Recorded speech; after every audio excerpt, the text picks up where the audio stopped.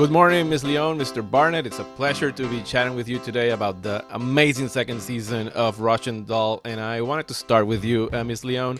After the first season was such a huge hit, did you know where a possible second season might go? And whether you did or didn't, did you have any hesitation about putting Nadia through the time traveling ringer for a second time?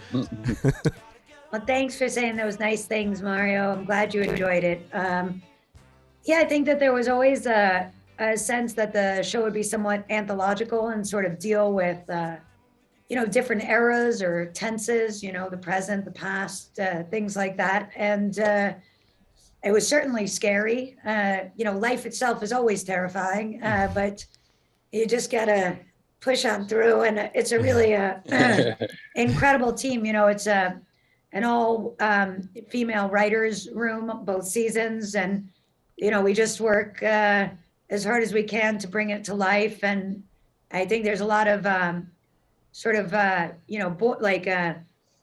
the support of knowing that the audience received the first season, which was, pretty out there with so much warmth that it really gave the confidence to try to go as far as we could and really do a deep dive. Right. Mr. Barnett, both your character of Alan and Nadia are once again traveling through time, but while the first one was more of a journey of self-discovery for both of them, this one confronts both with their past. And I would like for you to speak to me a little about that, because usually time traveling stories are about fixing something in the past, and this one is more about learning where you come from. I'm trying to be here as vague as possible. Well, it's hard not to give anything away, but it's true. It's almost like we go on this journey to rediscover what we didn't get to experience, the things that make us who we are, and in a certain sense too, how we can avoid falling into the same traps, or at least into the same tropes that we maybe have gotten lost in. I was really excited by that. I am a huge history buff, so just in a personal sense, I was excited to be going back into these stories and these realms that I had never really learned a lot about. I was thrilled to be learning more. I think it is really beautiful, and what's really beautiful about this show in general, you learn that you can relate on so many levels outside of what's innately or blood given, you know what I mean? What is actually historically tangible. It's one of the reasons why I was so surprised and appreciative of the receiving of the first season, that people who came up to me who I would never think related to Alan or to Nadia understood their story and felt like they could relate. So I'm excited to see the specifics of each of our kind of, or at least the audiences, how they receive our journeys back and seeing these pasts, but also how they can see themselves in it, and their own grandparents or mothers and fathers and their own forward journey. Ms. Lyonne, I have to ask, because it really jumped out at me when I first saw it, but there's this one apartment in this second season that to me looked very similar to Dorothy Valent's apartment in Blue Velvet. Am I correct? Is my Lynch head seeing stuff? And whether I am or not, with this season being more ambitious in terms of its locations, what were your cinematic references for the look you wanted to convey on screen? Aren't they on fire too? The image, I love it. Well, you're not wrong, Mario. All right. It's Props. Diane Lederman, our production designer. She really came with this idea of, the Blue Velvet Nora apartment.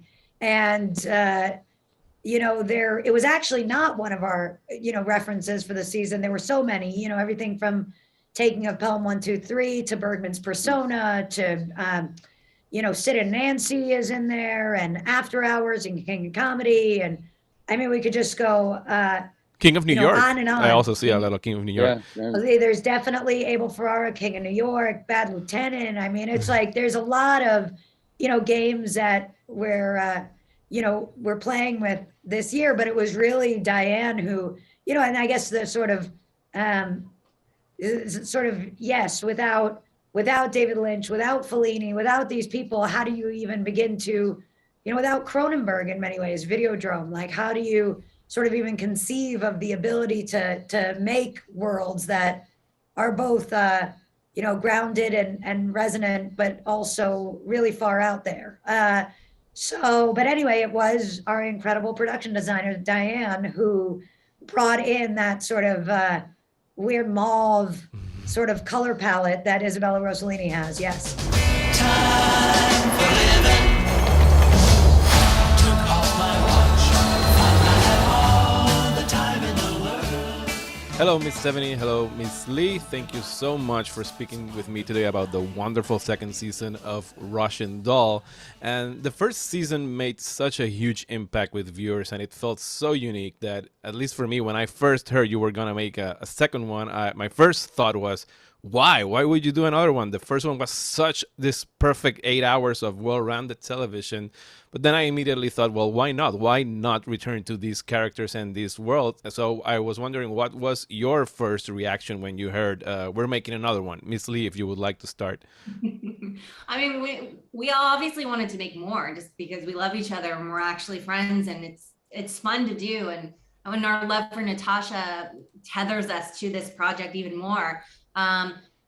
But also we shared similar feelings. I know for me, just really feeling protective over what was created season one, this world and these people that we had really fallen in love with on some level. I'm like, I love Maxine, and wanting to, protect that in whatever we did for the next or following seasons.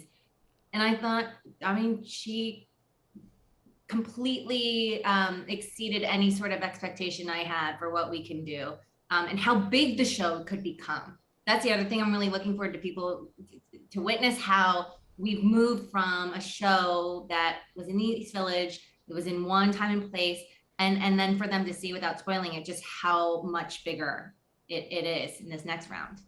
Miss Sevigny, your character of Nora has more screen time this time around, also a bigger role to play with regards to Nadia's second journey through time.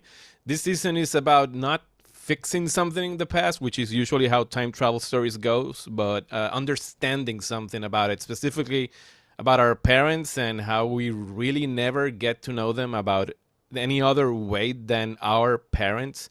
And I was fascinated by the questions the season asks. So I'm wondering, first, what do you make of all this that I'm saying with my interpretation of the show? And second, since you became a mother between the first season and the second one, did you have any new insights to your character this time around? Well, I think in the beginning, the Nadia character sets out trying to fix it. And then she comes to the conclusion that you can't. So she goes on a real journey about like, what is the opportunity at hand, and how am I going to take advantage of it, and what is it going to mean to me and the future. And so that's kind of her journey. And as a mother, like therapy 101 is we're all, who we are because of our parents. So yeah, just as a mother now, my mom will criticize how I am already parenting. And I'm like, oh my God, so just trying to take the best things that my mother gave me and incorporate that into my parenting. Yes, because we change so much when we become parents, and I love the way this story was not really about fixing the past, but about coming to terms with I will never be able to understand my parents before I came into this world. And I think it did manage to tell a story in a very lovely, very profound way. So my mother's like very conservative. I come from the staunch conservative background, and I think that like whatever she instilled in me, and this like security, gave me a sense of freedom to go forward and be radical in my art and my work. So you can always take that and flip it.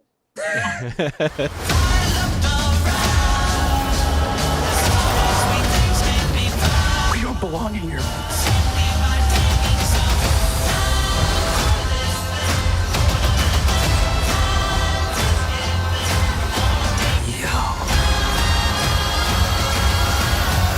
You're a time traveler.